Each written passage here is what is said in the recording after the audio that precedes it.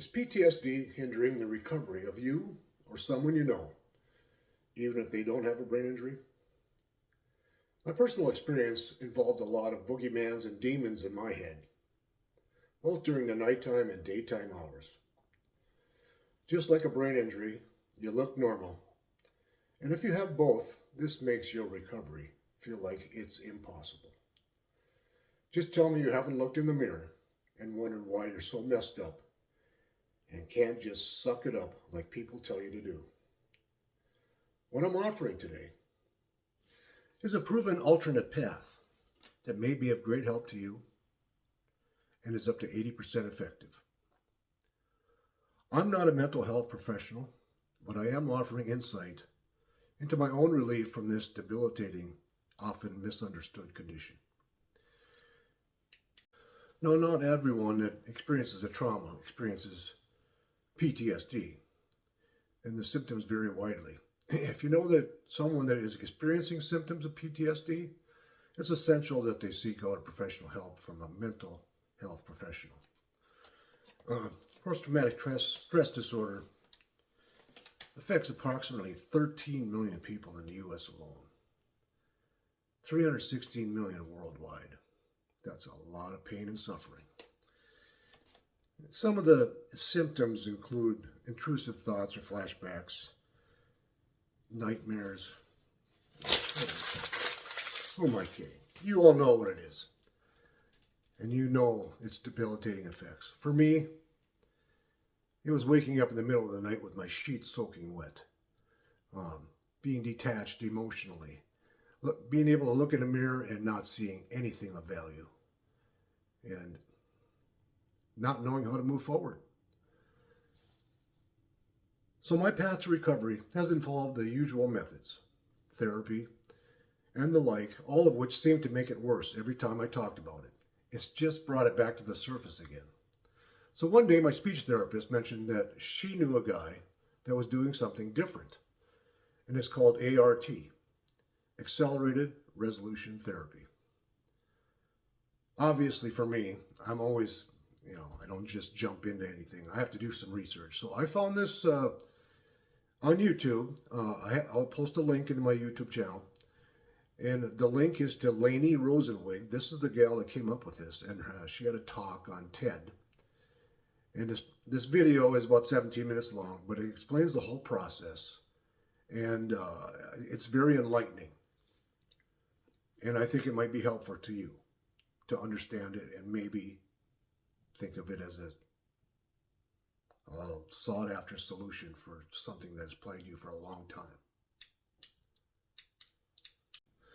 I thought to myself, could it be this easy? I mean, nothing I've done in my recovery has been easy thus far. Medicaid doesn't cover it, or at least it didn't for me. It might have changed. I heard Medicaid might cover it. So for me, my part-time job that I finally have will have to help pay for this. And I've spent money on dumber things.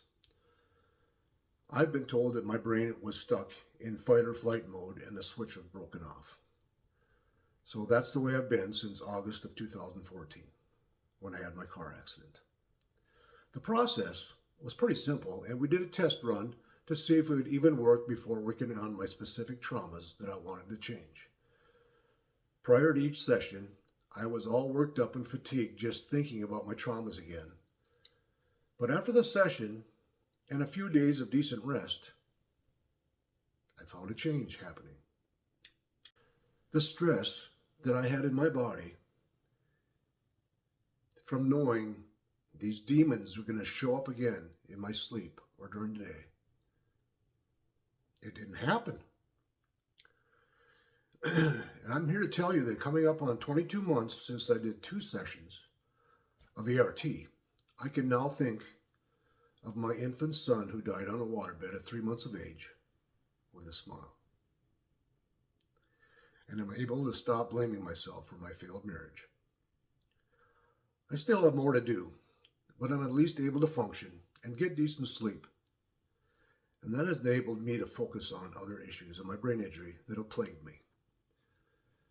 There are now 4 providers in North Dakota and more to come, I understand. There was only one when I did mine, so it is increasing in popularity and success. So today, I hope that maybe, just maybe, you might think about doing this or telling somebody else that you know is struggling with PTSD.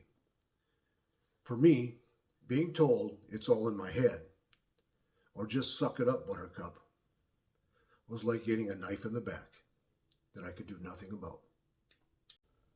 So maybe this solution might work for you. I'm hoping and praying that it does. And that someday you'll finally be able to see the light at the end of the tunnel. And it'll lead you to a bright new day. And you'll be able to look in the mirror at yourself and see something of value. Be able to smile when you think of your past traumas. And maybe even laugh at some of your stupid quirks that you still have. Either way, you'll be moving forward one step at a time. And you're going to have value in this world like you should have all along.